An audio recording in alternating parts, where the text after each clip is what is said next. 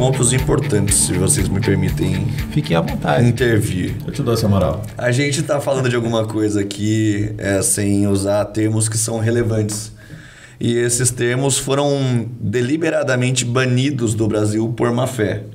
Mas em muitos lugares que não estão no mesmo status de restrição à liberdade que nós, essas palavras não apenas são ditas, como são incentivadas e valem como regra constitucional. E a palavra a ser dita é milícia, né?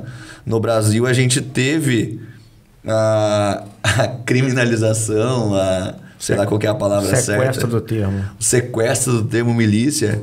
E quando se fala, abre aspas, milícia, fecha aspas, no Brasil, o que vem à cabeça do cidadão médio é aquele amontoado de filho da puta. Se deixa eu falar palavrão, né? Fica bem à vontade. É aquele amontoado de filho da puta que você vê na televisão, que cobra gás dos outros, faz a extorsão com o uso da força ali para ter vantagens que não lhes dizem respeito.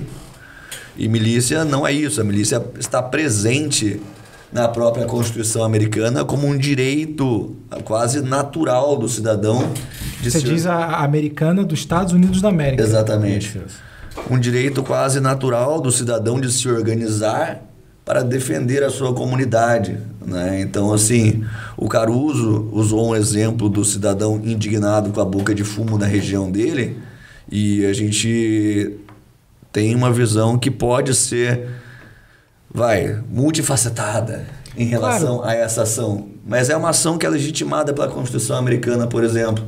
Não estou dizendo sobre fazer justiça pelas próprias mãos, mas o termo que eu gosto é impedir que injustiças sejam feitas. Se você está vendo... Injustiças, né? Impedir que injustiças sejam feitas. Tá. Se você está vendo ocasionalmente aquela boca de fumo na frente da tua casa está levando as pessoas a morrerem, a acabar com a sociedade, a tua comunidade mais próxima, é a sua responsabilidade, antes de ser do Estado, de cuidar da frente da tua casa, cara. E eu vou dar um adendo. É disso que se trata a milícia, é disso que se trata a liberdade. Para dentro da vida da pessoa, do cidadão. Um exemplo um pouco mais emocional para ver se o pessoal entende isso. Sua filha foi sequestrada, está na boca de fumo, em frente à sua casa. Você tem 50 pessoas armadas, você tem uma Constituição que te permite agir em legítima defesa, formar grupos armados pela manutenção da paz do Estado. Isso é a nossa Constituição brasileira? Um caso hipotético. Basicamente copiando, né, a segunda emenda. Okay. Você vai sentar e vai esperar a sua filha? Vai sentar e esperar? Às vezes a pessoa está tão desesperada. Cara, às vezes não existe salva tempo, minha filha ou não salva? Eu vou ficar sentado esperando? São situações limítrofes, né? Mas independente dela de ser verídico ou não, elas podem acontecer. E acontece com uma certa frequência, talvez não apareça tanto pela mídia, porque a mídia não tem interesse de mostrar, a menos que tenha algum interesse, infelizmente, político, né? A ideia até desse podcast, desse programa, não era ser muito político, mas infelizmente a gente não tem como entrar nesse tema sem encostar na parte política, né?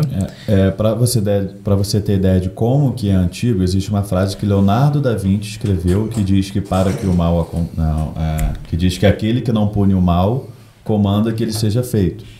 Uhum. Isso o cara escreveu lá em, sei lá quando que ele viveu, eu sei que tem um tempão, 1400, 1500, eu acho. Depois a gente faz o fact-check. Por aí. E isso escreveu, isso aí eu até procurei especificamente, eu achei... Você vai encontrar citações mais antigas nesse sentido. E não, claro. Desde o Egito Roma, antigo, pelo menos. Bem antes de Roma. Mas é porque Leonardo da Vinci todo mundo conhece, porque já viu no filme, já leu alguma coisa, já leu no livro de história.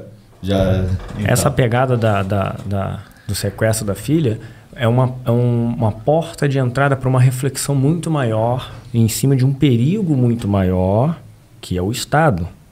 A questão de você ter liberdade de acesso às armas não é contra o bandido, assaltante, o extorquista, é contra o Estado. A segunda emenda eu sei que foi feita por causa disso, não é por causa, não é para você se defender de bandido. Os próprios juristas se perderam no percurso, né? Então a pessoa já começa a refletir que a gente muda a lei, nós vamos para a rua palestrar, nós vamos para a rua nos manifestarmos, nós vamos dar palestra, a gente faz tudo o que for no sentido político, legislativo, no político com o vizinho, que é a política ali crua, né, no dia a dia, cultural, educacional, técnico, tudo isso. Só que tudo isso pode falhar E você vai ter que escolher o que você vai querer fazer. No caso de uma ditadura onde o Estado é o inimigo, você vai ficar sentado esperando, igual você ficou no caso hipotético da filha, você vai ficar esperando a boa vontade do Estado que está implantando uma ditadura, não faz o menor sentido. Então a gente sempre alerta. Todas as frentes de batalha são válidas, mas o que você vai fazer quando todas elas falharem? Desobediência civil. Ou você vai esperar a morte sentado? Não, né? dá para usar essa reflexão, entendeu? O pessoal dá começa pra a usar pensar. de exemplos recentes aí, a própria Primavera Árabe, né? Ucrânia, né? Eu ia dizendo aqui, Vaz. Venezuela também, como exemplos de desobediência civil que quando a gente olha de fora, todo mundo bate palma. Mas quando você vê dentro da sua casa, não, peraí, peraí, assim não. O Oscar Pérez foi na frente, todo mundo mandou ele ir na frente, ele foi na frente, ninguém foi atrás. É outro alerta também. É importante também que a maior arma, perdão o trocadilho, que a gente tem para lutar, isso aí não são de fato nem as armas de fogo, né? É informação. É isso aqui que está sendo feito, é essa conversa, entendeu? É tentar desmistificar um pouco o que é e perder um pouco dessa... eu estou jogando algumas coisas, fica até um pouco difícil, porque, como você falou, eu realmente corroboro bastante com as ideias, mas é importante a gente botar as questões de terceiros, né, das dúvidas, né, mas, poxa, quanto vale a vida do outro, até de bandido e tudo mais, mas é uma vida, sim, de fato é, mas até que ponto, né, vale você botar a sua na frente do outro, né? Pois é. Você tinha um... Não, eu estava dizendo que os juristas se perderam no meio do caminho, né, quando o assunto... a defesa do cidadão contra o Estado, né? Muito do Estado democrático de direito que nós temos hoje nasceu exatamente para defender o cidadão contra o Estado. Quando você estuda a Constituição, você aprende gerações de Constituição. E a classificação da doutrina em relação às gerações coloca em primeiro lugar a Constituição de primeira geração, que é aquela Constituição que constitui normas. Constituição constitui a massa, né? Aquela Constituição que é consubstanciada por normas, que tem o objetivo principal de limitar o Estado. E aí, na sequência da evolução, se eu posso chamar de evolução, não acho que seja, da evolução das Constituições, portanto, é que surgem segunda, terceira e até quarta geração, chegando em direitos sociais e assim por diante, né? Só que a primeira continua sendo a primeira. É a limitação do Estado, é a coisa mais importante que existe. E é importante exatamente porque, de formas infinitas, reiteradas na história, o Estado cresce a ponto de se tornar o maior problema da sociedade. Toda a tirania da história surgiu do Estado. Todos os genocídios da história surgiram do Estado. Toda autocracia, todo democídio surgiu do Estado. Então, quem tem que ser limitado em primeiro lugar é o Estado e não o cidadão. E é isso que emputece em relação ao controle de arma, porque é o Estado, que é o grande vilão da história, que quer controlar o cidadão, que é a grande vítima da história. É sempre o cidadão que acaba sendo dominado de alguma forma, que permite ser dominado quando se acovarda, quando não se posiciona na defesa da liberdade intocável, como a gente falou no começo. E não tem como falar de liberdade sem falar de armas. Liberdade e armas são coisas que andam conjuntamente. Uma garante a outra, né? Em última análise, o direito de acesso às armas é o único direito que garante todos os demais. Ou você acha o quê? Que você vai apelar para o judiciário, que é do Estado? Você vai apelar o quê? Para o promotor que trabalha para o Estado? Você vai chamar a polícia que trabalha para o Estado? Porra, se é o Estado o problema. Se a história mostra pra gente que é o Estado que forma a autocracia, como é que eu vou contar com a instituição do Estado? Não faz sentido, por isso a importância de se falar em milícia. É o cidadão que é responsável pelo país, não o Estado. O Estado é a origem do mal, não da liberdade. É isso que tem que ser dito. Mas em última instância também o Estado, ele é, como você falou, o problema não é o Estado, o problema é o tamanho do Estado, né? Em última instância, né, nós como cidadãos comuns, a gente tem o direito, deveria ter o direito de se defender. Mas existem alguns momentos onde, como você falou, né, quando eu penso em Estado, é uma organização. Uma organização é uma organização social que as pessoas se juntam e vamos formar um governo para gerir os problemas em geral. Se você tem um outro... Vamos pensar então, vamos para a época medieval, né? Quando você tinha você tinha um barão que juntava uma galera e não, vamos roubar desse cara e tudo mais. É como se fosse mini-estados, um mini-grupamento. Vamos pensar em termos de hoje. Você tem tipo uma mega empresa que decide fazer cartel e tudo mais. Não estamos falando em armas, mas, por exemplo, defender.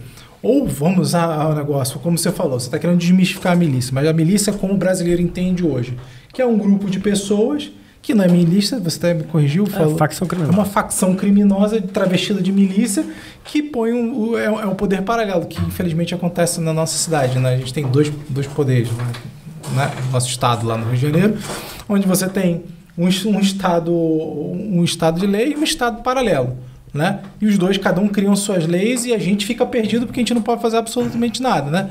Mas isso pode ser uma mazela gigante. Então, é complicado, não é um tema muito fácil. Não, quem falar que é fácil é mentira, tá mentindo, tá sendo covarde. Não é fácil, nunca vai ser fácil. Nunca foi fácil na história.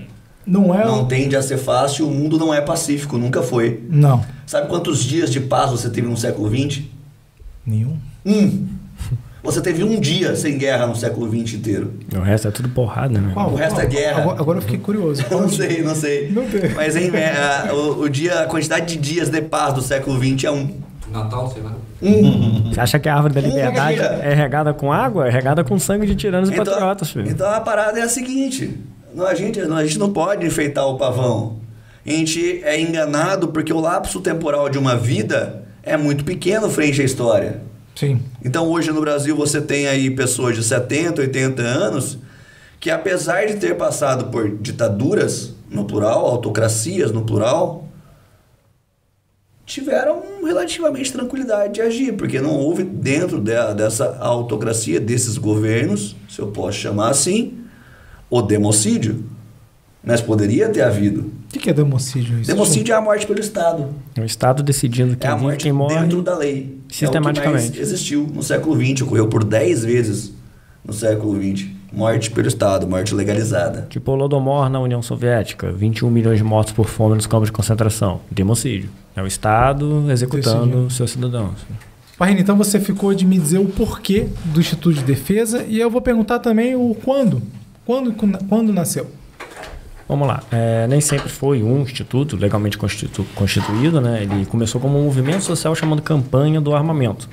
Um trocadilho bem bacana na época que o Silveira pensou, na campanha do desarmamento. Então a gente usa o contrário ali, né? Para fomentar informações. É como se fosse uma mídia independente.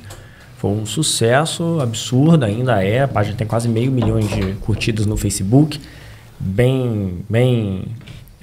O alcance bem diminuído, porque todo mundo que fala de arma está com um pequeno probleminha aí de alcance, de visualização. Mundial, diga-se passagem. Mundial, não é Brasil não, é mundial. Uma hora o algoritmo te pega, te reconhece como falando de liberdade de acesso às armas e te dá uma travada ali legal. Uma abafada. Né? Pois é. Nesse crescimento surgiu o Instituto de Defesa com o CNPJ para poder dar entrada em todos os requerimentos legais, como, por exemplo, uma reunião do Exército que, por uma norma interna deles, você precisava preencher um cadastro, uma documentação. Não é só você sentar e dar um podcast, por exemplo. Ninguém pediu meu CNPJ, né? Eu não precisaria ter uma empresa, correr para legalizar uma empresa para fazer um podcast aqui com vocês. Ainda não. Mas, então, determinadas ações não era só você chegar lá e pedir um pouco de atenção e conversar e entregar um estudo. Você tinha que ter toda uma burocracia ali. Então, o Instituto de Defesa foi lá, se registrou, se legalizou e daí para frente continuou fazendo o mesmo trabalho, reunindo no portal, fora, que nem eu falei anteriormente, e protocolando ações, protocolando manifestos, participando de audiência pública em Brasília, levando a informação adiante de uma forma mais oficial, digamos assim, e mais legal, né? Porque agora está registrado na lei. Surgiu isso em 2014, não foi, Xará, mais ou menos? A campanha do armamento, 2013, 2014. A gente começou a existir de fato em 2009. Nós formalizamos o CNPJ, salvo engano, 2012. Tá, então foi essa linha do tempo. Eu tinha falado para ele anteriormente que era mais ou menos 2014, CNPJ 2015. Então é mais antigo ainda do que imaginava. Vale lembrar ali que em 2012 a gente já tinha aí já tinha por meio do ativismo, o acesso a Brasília, já tinha previsto projeto de lei que propunha revogar, a gente já tinha feito essa coisa toda, né? Perfeito. Então, deixa eu fazer um parênteses aqui, bem rapidinho. Então você já tem 8 anos e volta aquele paradoxo, né, de desobediente civil, mas o esmero de vocês para estar dentro do que é razoável das leis, né? Criaram um instituto, CNPJ, tudo mais. E o mais legal, então você como cidadão ou como instituto, você pode propor lei. Você não precisa necessariamente ser um político para tentar emplacar algum projeto de lei. Você só precisa... Um não exclui o outro. Quando a gente fala em desobediência civil, a gente não está falando para a pessoa parar de seguir todas as leis e viver igual um bicho solto na rua. Né? Não é assim. Um não exclui o outro. O que nós alertamos é, tudo isso aí que você está fazendo falha. Você não vai... Se o cara pular o teu muro, não, exemplo de um bandido, ou numa ditadura, quando o pé do Estado bater na tua porta, você não vai se defender com uma enquete política. Você não vai se defender com um site da Câmara. Você não vai se defender com a pomba branca, uma camisa branca, com um berrante. Você não vai se defender com nada disso. Você vai se defender com uma arma. Em última instância, por que ter uma arma? Foi aquilo que eu falei, né? As armas... Porque sim. Você... Porque eu quero. Porque eu quero. Mas a liberdade de acesso às armas, o direito de acesso às armas... é, em última instância, o único capaz de defender todos os demais direitos. Porque tudo demais está no papel. A Escola Superior de Guerra, ela traduz o poder como uma capacidade de fazer com que outra pessoa seja subjugada à sua vontade, faça a sua vontade. E você tem várias formas de exercer o poder, inclusive mediante o uso da força. A força pode ser a força de fato, de armas, pode ser a força política, a força econômica e assim por diante.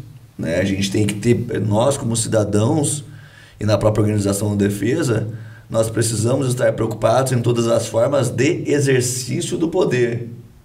O que acontece é que o poder político nós sabemos que é deturpado pela máfia que ocupa os cargos políticos.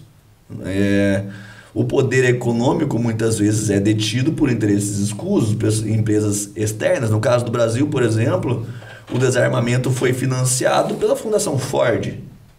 Qual que é o interesse da Fundação Ford em ver o brasileiro desarmado?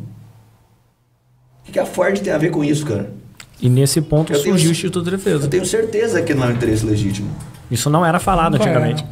É engraçado, né? Porque o Estado, ele tá lá em tese para defender a gente. São pessoas eleitas que deveriam estar... Não, chamar... O problema é que o Estado é formado por pessoas. Pessoas.